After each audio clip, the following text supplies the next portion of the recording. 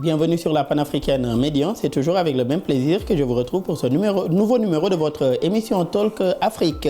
Dakar, la capitale sénégalaise, a accueilli les 13 et 14 février dernier le deuxième sommet des médias sur les changements climatiques et la réduction des risques de catastrophes. L'initiative est de l'Union africaine de radiodiffusion en partenariat avec le Bureau des Nations Unies pour la réduction des risques de catastrophes. Occasion pour les différents acteurs de réfléchir ensemble sur le rôle clé des médias dans la sensibilisation et l'information des communautés face aux défis croissants des changements climatiques, ce qui renvoie à l'importance de ce médium face à l'urgence climatique sur le continent africain.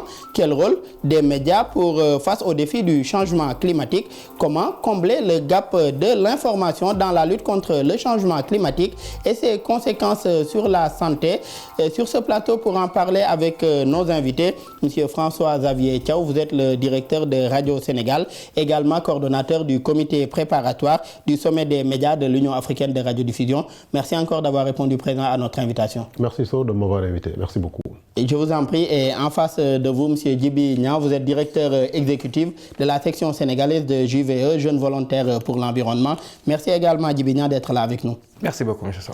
Et je reviens à vous, M. Thiaw. Qu'est-ce qui est déjà ressorti du sommet de Dakar? Je veux bien sûr parler des recommandations et conclusions issues de ce sommet de Dakar organisé par l'UAR.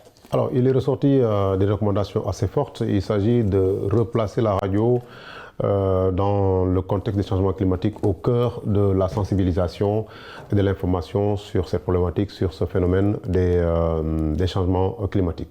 Alors, les différents experts qui étaient présents à Dakar durant ces sommets, qui s'est tenu, comme vous l'avez rappelé, les 13 et 14 février, ont convenu de la nécessité de remettre la radio au centre des préoccupations des scientifiques, faire de sorte que les acteurs des radios, les journalistes de manière générale, puissent être mieux capacités, puissent mieux comprendre la problématique du changement climatique, parce qu'on a considéré que la radio était le médium le plus accessible aujourd'hui dans notre continent, en Afrique. C'était le plus accessible, en tout cas le moins coûteux, et qui pouvait lutter contre les barrières linguistiques, les barrières géographiques, et que toutes les populations pouvaient avoir accès à la radio.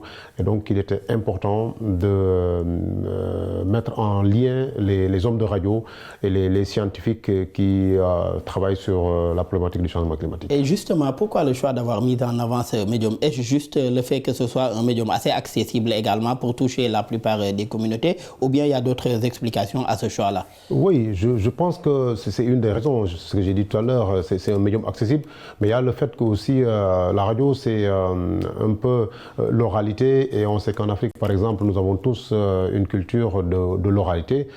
Du coup, les Africains se retrouvent parfaitement, très rapidement à travers la radio. Le paysan qui est dans son village, dans ses champs, peut écouter la radio. Le pasteur qui est derrière ses bêtes en train de faire le pâturage écoute sa radio. Celui qui conduit sa voiture sur une route également a la possibilité d'écouter la radio. Donc, on a considéré que la radio pouvait jouer un très grand rôle dans la sensibilisation en raison justement de son accessibilité. Et Djiby, pour ce deuxième sommet de l'UAR tenu à Dakar sur les changements climatiques et la réduction des risques de catastrophes, le rôle de la radio a été revisité, comme l'a rappelé M. Thiaw, dans la mobilisation de l'information des communautés face aux défis climatiques. Vous collaborez également très souvent avec les médias dans le cadre de vos activités et différents programmes. Quelle lecture vous faites aujourd'hui de la contribution de la radio aujourd'hui, de ce médium de la radio face aux défis du changement climatique? En tout cas, merci beaucoup pour l'invitation, M. Sow. Bon, moi, je me réjouis d'abord de l'organisation de cet atelier à Dakar, au Sénégal. Et je pense que, comme je le dis souvent, quand on parle d'environnement, on parle souvent aux communautés qui sont dans les zones les plus reculées, aux communautés vulnérables, là où il n'y a ni Internet, ni eau potable, ni électricité, donc là où on n'a pas de télé pour suivre des émissions et tout ça. Et quand vous arrivez là-bas, vous vous rendez compte qu'il manque de tout, mais ils ont quand même leur radio et ils peuvent écouter les informations. Donc aujourd'hui, nous, dans nos politiques ou dans nos actions de tous les jours, je pense que nous essayons d'impliquer les journalistes des radios communautaires, surtout les radios communautaires, les radios conventionnelles. Nous essayons de les impliquer parce que c'est des porteurs de voix. Aujourd'hui, là où nous, nos voix ne peuvent pas arriver, il suffit juste d'avoir un journaliste qui vient couvrir ta manifestation. Donc, ça peut arriver là-bas. Et il y a quelques années, le professeur Adam Stidiani avait fait des études, que je salue de passage, avait fait des études et pour voir quelle était la présence des changements climatiques au niveau des médias, et ça tournait autour de 15%. Et quand nous avons vu ça, nous nous sommes dit, il est temps de corriger ça et il est temps d'aller vers les journalistes. Ce n'est pas aux journalistes de venir vers nous, mais c'est au monde climatique d'aller vers les journalistes parce qu'ils doivent comprendre les enjeux pour pouvoir les partager avec les communautés. Donc si aujourd'hui on organise ce forum-là au Sénégal sur le changement climatique en impliquant les journalistes, je pense que c'est quelque chose de très important. Nous avons fait, il y a quelques mois, nous avons organisé des ateliers de formation. Tout à l'heure même, je reviendrai sur cet atelier que vous aviez organisé. Donc, on reste avec les communautés dont vous parlez aujourd'hui. Souvent, les projets déroulés par les organisations comme la vôtre se mènent aujourd'hui à l'intérieur du pays, dans des coins assez reculés. Quelle contribution aussi des médias communautaires aussi par rapport à ce qui se fait dans ce domaine-là, surtout sur les questions de changement climatique? En fait, oui. En fait, vous savez, il y a beaucoup de choses qu'on peut dire. Déjà, au niveau de la langue, souvent, nous allons dans des zones où nous ne comprenons pas la langue. Il suffit juste qu'on ait des radios qui viennent avec nous. Le reportage qu'ils vont faire, ces reportages-là, peut-être vont éclairer plus les communautés qui étaient venues, mais peut-être qui n'avaient pas compris parce que c'est des experts ou bien des gens qui ne comprennent pas. L'autre chose, c'est la proximité avec les communautés. Souvent, les gens qui travaillent dans ces radios communautaires-là sont dans la communauté. Ils sont très proches de ces communautés-là. Donc, s'ils sont bien formés, même nous, quand on quitte, si ces communautés-là ont des questions ou autres, ils reviennent vers ces gens-là. Donc, moi, je pense qu'au-delà de la radio, au-delà de la diffusion de l'information, c'est des éléments qui sont clés dans la diffusion de l'information climatique. Donc vraiment, je pense qu'ils sont très très importants aujourd'hui dans ce circuit climatique et dans tout ce que nous faisons comme plaidoyer, comme lutte contre les changements climatiques. Et M. Thiaw, lors de ce sommet, d'ailleurs, vous étiez le coordonnateur du comité préparatoire aujourd'hui de ce sommet de Dakar. Quand on parle des questions de changement climatique également, ce sont des questions qui ont leur jargon.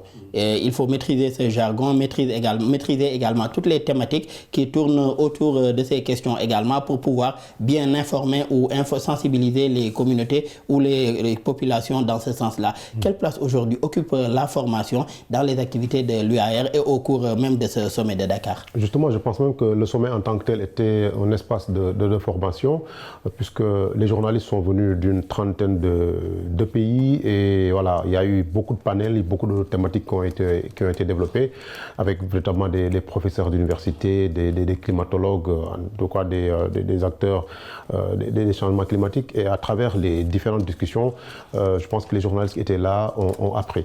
Et les universitaires ont reconnu avec nous que le jargon était un jargon plus ou moins ésotérique. Parfois pour les journalistes, c'était parfois difficile à pénétrer. Or, nous, dans le journalisme, on nous apprend à rendre les choses simples, à simplifier les choses, à les rendre accessibles, ce qui n'est pas toujours le cas quand on parle de changement climatique. Donc, la nécessité de la formation, de la simplification du langage est ressortie à travers les débats. Et je pense que l'UAR a pris date et a pris l'engagement de renforcer encore ce volet formation dans le cadre justement des changements climatiques. Et on reste sur ce volet formation, Djibril. Aborder ces questions également, je le disais tout à l'heure, nécessite en tout cas la maîtrise pour au moins bien informer les populations. Et il y a quelques mois de cela, en octobre dernier, vous aviez d'ailleurs initié un atelier dans ce sens pour former aujourd'hui les journalistes sur les questions de changement climatique. Aujourd'hui, qu'est-ce qui est ressorti de cette initiative qu'était cet atelier de formation des journalistes sur les questions de changement climatique? Oui, c'est des ateliers que nous organisons régulièrement parce que nous avons compris aujourd'hui, comme vous l'avez dit, le jargon est trop scientifique, donc c'est un jargon assez lourd à comprendre. Donc, plus on forme les journalistes, mieux ils comprennent le jargon et plus ils vont pouvoir vraiment préparer les articles et tout préparer. Donc, pour nous, ce n'est pas aux organisations de faire des papiers tout faits et donner aux journalistes. Il faut préparer les journalistes à pouvoir vraiment fuiner et à pouvoir vraiment faire leurs articles, faire leurs reportages et tout. C'est pourquoi nous organisons régulièrement ces ateliers-là. Et en octobre, nous avons organisé un atelier pour préparer les journalistes à la couverture de la COP. Comment, même si vous êtes au Sénégal, vous pouvez avoir les bonnes informations et couvrir la COP parce qu'il y a beaucoup d'intox aujourd'hui sur Internet. Où trouver les bonnes informations et comment faire pour partager ces informations. Et ce qui en est ressorti, c'est que lors de la COP, tout le monde a vu le niveau d'ouverture, surtout de ces journalistes-là qui étaient venus à l'atelier.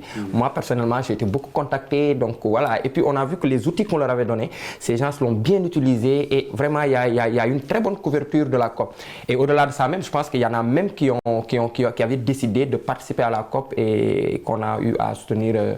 Voilà, je pense que c'est un peu ça, c'est pourquoi nous l'organisons régulièrement et je pense que même dans 2 mois, nous devons organiser des ateliers avec les radios communautaires à Ziguinchor. Donc, c'est vraiment des choses que nous faisons souvent, mais c'est pour vraiment pousser les journalistes à aller au bout de l'information, à comprendre où trouver l'information, surtout dans le monde climatique où le jargon reste très lourd. Et qu'en est-il également du suivi, Djibi? Si on sait que également les rapports, par exemple, du GIEC sont des rapports qui sortent de façon périodique également et sont des rapports assez techniques et volumineux aujourd'hui. Qu'en est-il du suivi pour permettre aujourd'hui à ces acteurs des médias de mieux cerner ces questions et d'être très souvent à jour par rapport également aux questions du changement climatique?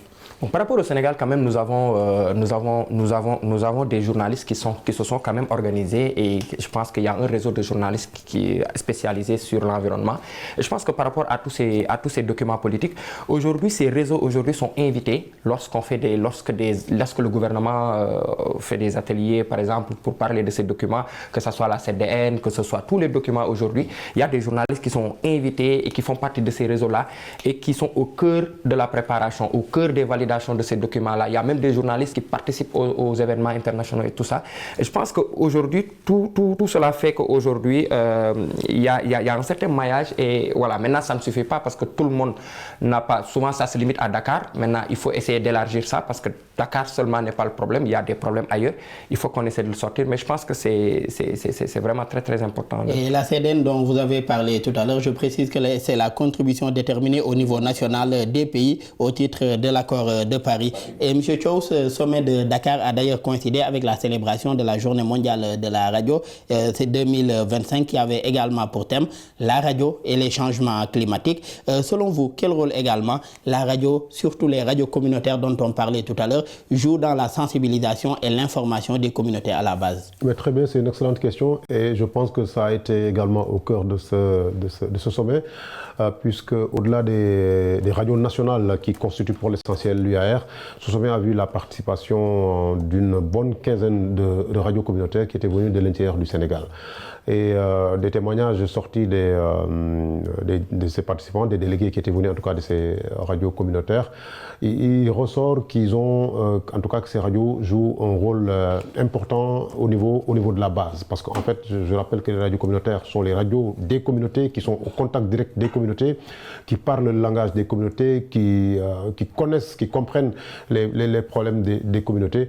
Et donc ces radios sont extrêmement importantes dans le cadre de la sensibilisation, puisque comme il l'a rappelé si bien tout à l'heure, les animateurs de ces radios, les acteurs qui sont dans ces radios sont dans la communauté, ils sont connus de la communauté et ils ont un langage beaucoup plus actif encore que nous les journalistes classiques.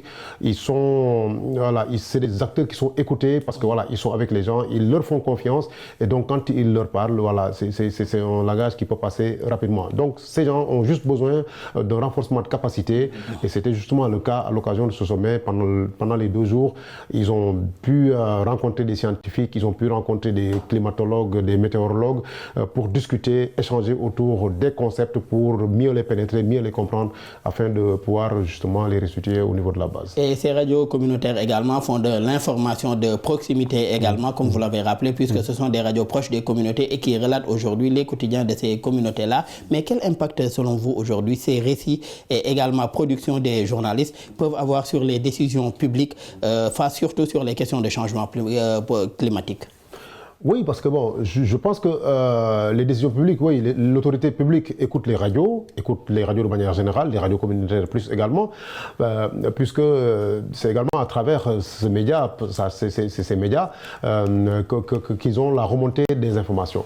Et je pense qu'aujourd'hui, si normalement le travail se fait correctement, l'autorité est informée en temps réel de ce qui se passe à la base, mais également les communautés sont informées. Je pense que l'objectif ici, il était double. C'était de faire en sorte que les populations soient sensibilisées, conscientes du phénomène des changements climatiques, mais c'est également de donner des pistes de solutions pour les comportements pouvant réduire ou en tout cas faire de sorte qu'on puisse s'adapter justement à ces changements climatiques. Et je pense que les radios communautaires ont un rôle important dans ce cadre-là. Une forme de journalisme de solution en quelque sorte. C'est ça. Et Djiby, la section sénégalaise de votre organisation Jeunes Volontaires pour l'Environnement, JV Sénégal, intervient dans plusieurs localités du pays, que ce soit sur la Petite Côte, dans le Sine Saloum, également dans le sud du pays. À travers ces projets, comment est-ce qu'aujourd'hui vos collaborations avec les médias peuvent contribuer à renforcer aujourd'hui les voix locales actives sur les questions de résilience au changement climatique? Puisque aujourd'hui, au niveau de ces localités, il y a des champions climat, mais qui sont méconnus. Comment aujourd'hui vos projets et la collaboration avec les médias contribuent à mettre en avant aujourd'hui ces champions climat et ce qu'ils font dans le domaine au niveau de leur localité? Bon, nous, on a pour habitude de faire la cartographie d'abord des médias qui sont présents dans la zone. Parce que quand tu travailles, par exemple, quand on dit qu'on travaille dans la région de Ziguinchor, on peut être basé dans la commune de Ziguinchor, on travaille avec les médias de la commune de Ziguinchor, mais on oublie que dans les villages, il y a des radios communautaires et tout ça. Donc nous, on commence toujours par faire la cartographie. Après, il y a des ateliers qu'on organise où nous faisons venir les journalistes, où nous leur expliquons le projet, quels sont les... C'est aussi des moyens de suivi, parce que les journalistes, quand ils suivent le projet, ils savent dès le départ tout ce qui se fait. Donc là, on a une cartographie des journalistes de tous les médias qui sont dans la zone. Et indépendamment des zones où nous allons, automatiquement, pour toutes les activités que nous faisons, il y a toujours des invitations pour les journalistes. Donc vous pouvez le voir. C'est pourquoi d'ailleurs, beaucoup de gens disent que voilà, vous faites beaucoup de communication. C'est parce que nous essayons tout le temps d'impliquer les journalistes. Il est inadmissible à JVE de faire une activité sans la presse. Donc, quand on est dans le monde rural aussi, il est inadmissible de faire des activités sans convier les radios communautaires. Et on ne peut pas aussi faire des projets, les inviter juste qu'ils viennent couvrir. Il faut les former sur le projet, il faut aussi les accompagner. Il faut aussi voir comment créer des synergies entre la radio et le projet. Parce qu'à chaque fois, on prévoit des lignes où il y a des émissions, où il y a des trucs. Donc vraiment, c'est automatique chez nous.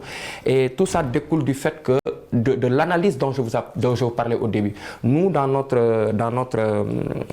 nos stratégies, on se dit que nous avons aussi ce devoir-là d'accompagner la presse parce que ils sont incontournables dans ce que nous faisons. Et nous avons compris le rôle important qu'ils peuvent jouer dans la mise en œuvre de nos projets en matière de sensibilisation, en matière de communication et même en matière de formation. On oublie. Un journaliste qui est à la radio, qui fait son émission sur la gestion des déchets, il en parle, mais il forme des gens qui l'écoutent. Donc ça aussi, il faut le mettre. Et nous, on a vu que vraiment, c'est un élément qui est très très important dans notre travail. C'est pourquoi chez nous, c'est automatique. Nous les impliquons. Et comment ces médias-là, là vous êtes revenu sur la collaboration avec les médias, mais comment aujourd'hui ce rôle des médias contribue également à promouvoir aujourd'hui ces champions locaux du climat dans ces zones-là? Par exemple, aujourd'hui, dans le projet, on a fait un projet, le projet Green Talk, donc on a identifié des championnes qui n'étaient pas connues. Donc on parle beaucoup de champions climat aujourd'hui. Nous, quand on a lancé le projet de champions climat, les gens que nous avons sélectionnés, c'était des championnes avant que nous les sélectionnions. Mais il a fallu qu'on les sélectionne, qu'on mette sur pied un vrai programme où elles sont mises à l'avant, la presse s'en est emparée et aujourd'hui ces personnes sont connues partout au Sénégal et parmi elles-mêmes il y en a qui ont porté de gros combats il y a quelques jours. C'est parce qu'aujourd'hui il y a ce travail des médias qui a fait que ces gens-là qui étaient méconnus et qui faisaient un travail extraordinaire pour l'adaptation et l'atténuation aujourd'hui sont mis en lumière par ces journalistes-là avec qui nous travaillons.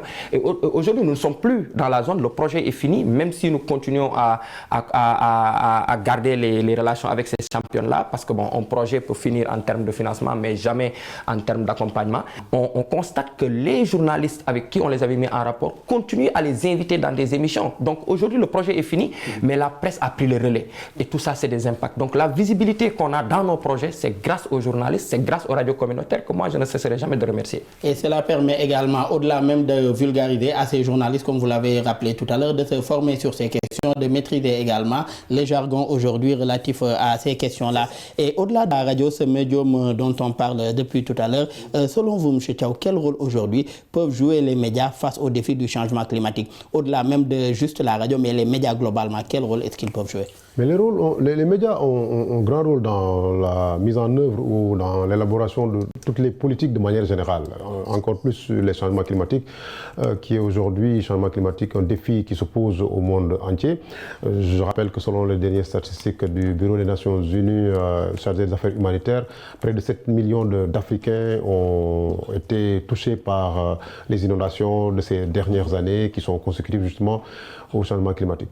Alors, comme c'est le cas, on a besoin des médias pour la sensibilisation, pour l'information du public. Donc, tous les médias, au-delà de la radio, ont un rôle à jouer dans ce cadre-là. Et j'ai rappelé tout à l'heure que les médias jouent un double rôle ici.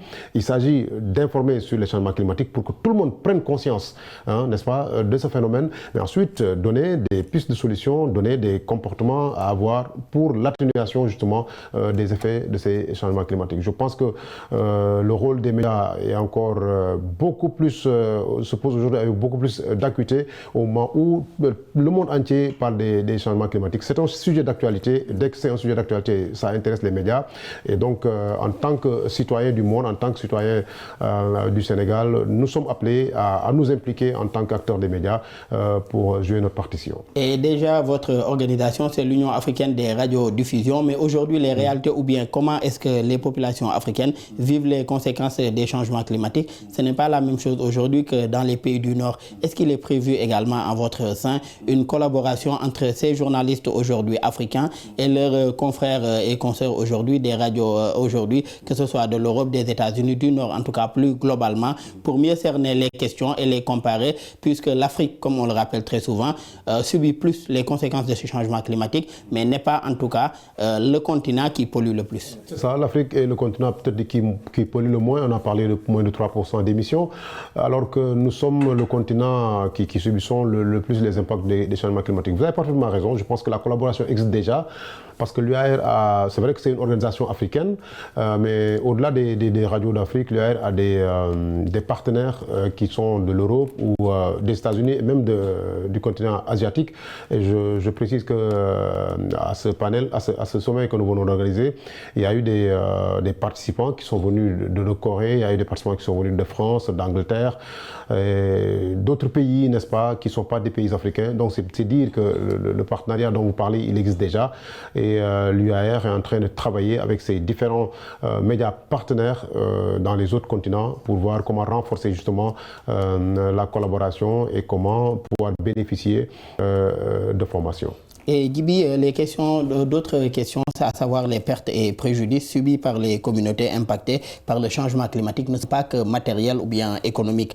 Certaines pertes sont immatérielles, voire même non économiques, parce qu'on ne peut pas évaluer aujourd'hui le coût de ces pertes-là. Je peux citer aujourd'hui la perte de biodiversité, la perte de sépulture, par exemple, ou encore d'une culture ou d'une langue, d'une localité, par exemple, qui a été relocalisée ou bien relogée ailleurs à cause des conséquences aujourd'hui de ces changements climatiques. Comment aujourd'hui les médias peuvent contribuer à surtout mettre en exergue cela, puisque ce n'est pas quelque chose qu'on peut quantifier économiquement. Et souvent, la question des finances également joue beaucoup, alors que ces pertes et préjudices ne sont pas souvent quantifiables. Comment les médias peuvent contribuer à davantage mettre en avant cela, à savoir des pertes comme les sépultures, les cultures et j'en passe?